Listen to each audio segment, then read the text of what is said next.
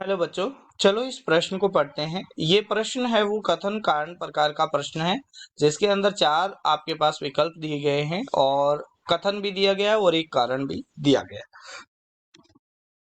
तो कथन में पूछा हुआ है, बोला गया है, फ्रैंकल दोष की उपस्थिति होने पर क्रिस्टल का घनत्व कम हो जाता है और इसका कारण दिया गया है कि फ्रैंकल दोष में एक धनायन के अपने जालक स्थल से अंतराकाशी स्थल में स्थानांतरित होने के कारण छिद्र उत्पन्न हो जाता है।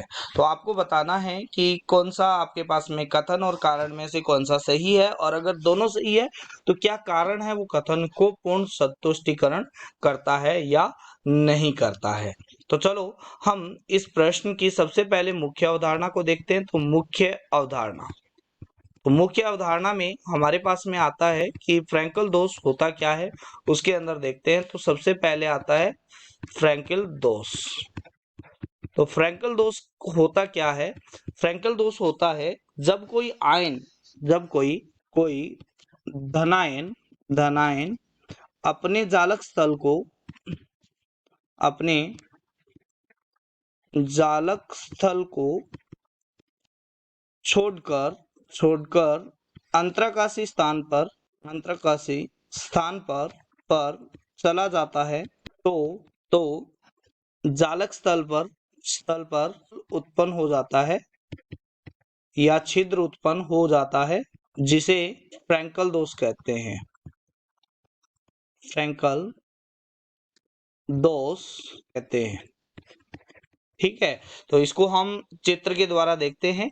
तो यहाँ पर ये दिया गया है, ये जालक है जिसमें ए है वो धनायन है और बी है वो ऋणायन है। तो धनायन क्या हो गया है, यहाँ से अपने जालक स्थल, ये आपके पास में इसका जालक स्थल है, और यहाँ से छोड़कर अंतराकाशी स्थान, जो इनके बीच में जो स्थान है उसको अंतराकाशी स्थान बोलते हैं, उसमें चला गया है। जिसकी वजह से होगा क्या, यहाँ पर एक होल उत्पन्न हो जाएगा। परंतु हम अगर देखेंगे तो इस जालक में आयतन तथा इसके द्रव्यमान में कोई परिवर्तित नहीं आता है, क्योंकि जो घनत्व होता है वो होता है आपके पास में मास बट्टा में आयतन होता है। क्या होता है? मास बट्टा में आयतन होता है, द्रव्यमान बट्टा में आयतन होता है। तो ना तो मास में कोई परिवर्तन आया है, ना ही आयतन में कोई परिवर्तन आया है।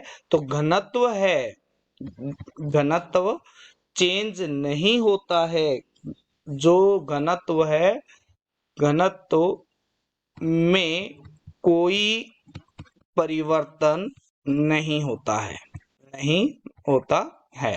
तो हम ये बोल सकते हैं कि फ्रैंकल दोष के अंदर छिद्र उत्पन्न हो जाता है। तो यहाँ पर दिया गया है वो कारण है वो तो सही है, जबकि जो कथन दिया गया है वो क्या है, गलत दिया गया है। तो कथन असत्य है परंतु कारण है वो क्या है, सत्य है। तो यहाँ पर डी है वो सही उत्तर हो जाएगा।